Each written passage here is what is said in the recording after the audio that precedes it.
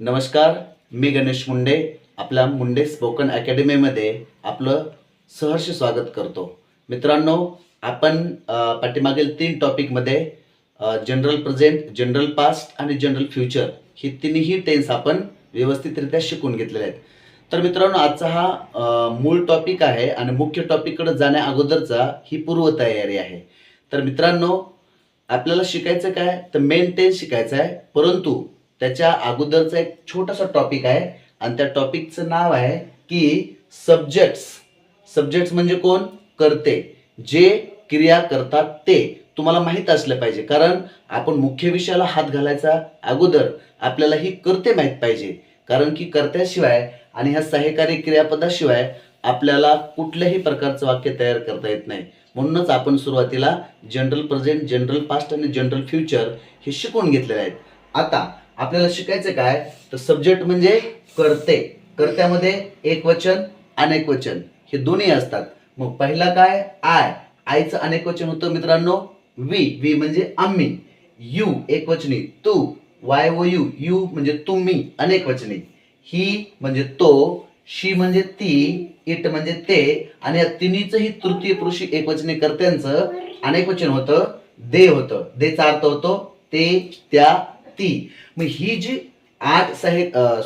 ही जी 8 कर्ते आहेत हे पण घेतो आणि एखाद्या व्यक्तीचं, प्राण्याचं, वस्तूचं नाव असेल जसं की Ram, Sita, tigers, elephants, dogs, then camels, म्हणजे प्राण्याचं, वस्तूचं, पदार्थाचं नाव सुद्धा आपण कर्ता म्हणून वापरू शकतो. ते एकवचने असतील किंवा अनेकवचने असतील, मग ते आपल्या वापरण्यावर डिपेंड करतं.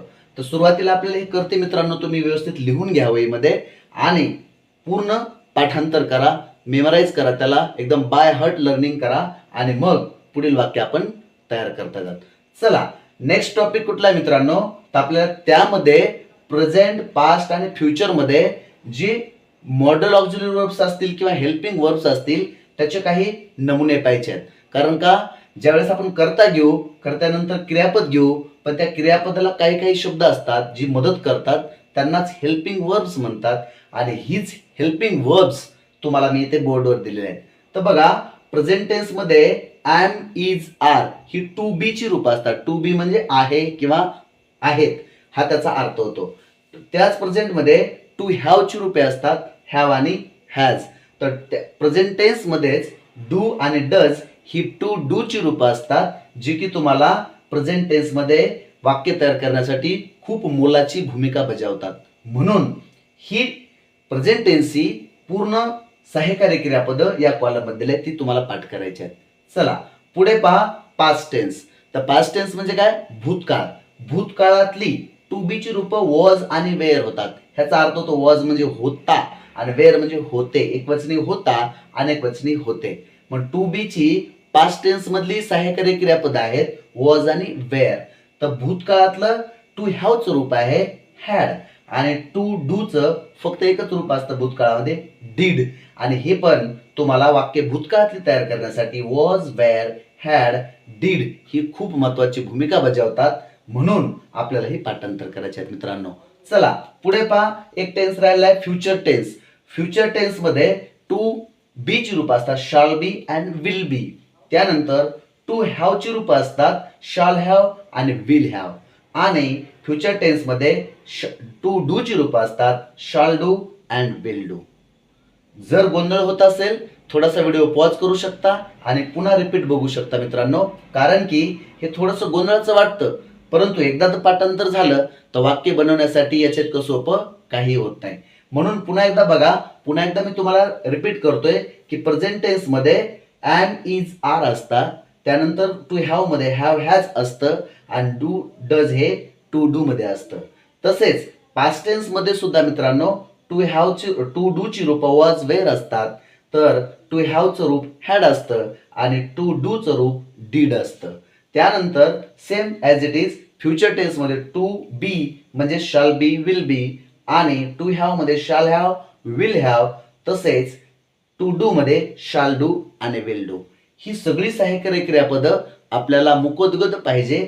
म्हणजे आपण वाक्य तयार करताना साधा वर्तमान काळ असेल, पूर्ण वर्तमान काळ असेल किंवा इंट्रोगेटिव्ह असेल, इथं साधा वर्तमान भूतकाळ असेल, पूर्ण भूतकाळ असेल, किंवा ते इंट्रॅगेटिव्ह तुम्हाला भूतकाळ करायचा त्यावेळेस कुठलं वापरावं लागेल. म्हणजे इथून पुढची आपल्याला जी 12 वाक्य शिकायची, 12 टेन्स शिकायची स्टेप बाय स्टेप, त्या 12 काळांची ही पूर्वतयारी आहे. या पूर्वतयारीवर तुम्हाला पूर्ण इथून पुढचा टेन्स डिपेंड आहे. म्हणून तुमचा पाया पक्का करण्यासाठी, तुमचे कन्सेप्ट क्लिअर करण्यासाठी हे खूप महत्वाचं आहे. त्यानंतर हे खाली काय आलेलं मित्रांनो, याच सहाय्यकारी क्रियापदाला आणखीन एक नाव आहे modal auxiliary verb. Modal auxiliary verb. त्यांना असं मॉडल का म्हणतात मित्रांनो? कारण का मॉडल ऑक्झिलरी वर्ब्स, याला मॉडल ऑक्झिलरी वर्ब्स का म्हणतात मित्रांनो? तो मॉडल या शब्दाचा अर्थ तो मूड, आणि मूड म्हणजे काय तर मनस्थिती. मूड दाखवणारे म्हणजे आपली मनाची मनस्थिती दाखवणारे सहाय्यकारी क्रियापद तीही आहेत. कॅन शकतो, कुड शकलो असतो, मे कदाचित येऊ का, माईट त्याचा भूतकाळ, विल करेल 100% विल शाश्वत आहे, वुड करत होतो, एखादी भूतकाळात क्रिया मी करत होतो आणि ते मी सातत्यानं करत होते सांगण्यासाठी वुड वापरतात. म्हणून आपल्या मनाची स्थिती दाखवण्यासाठी जी सहाय्यकारी क्रियापद वापरले जातात त्याला मॉडल ऑक्झिलरी वर्ब्स असे म्हणतात. त्यामध्ये आणखी एक राहिलं मित्रांनो SHOULD, शुडचा अर्थ होतो मी केलं पाहिजे. आणखी एक शब्द राहिलाय त्याचं नाव आहे मस्ट म्हणजे कंपल्शन, मी केलंच पाहिजे. आय मस्ट स्टडी, मी अभ्यास केलाच पाहिजे.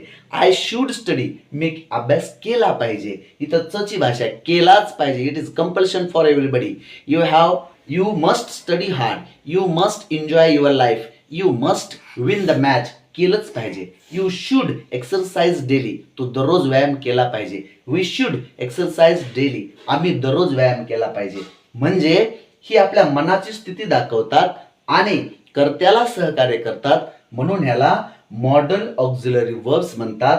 मित्रांनो हा टॉपिक इतका महत्वाचा आहे, सिंपल आहे, परंतु याच्या नावावर जाऊ नका. It is not simple.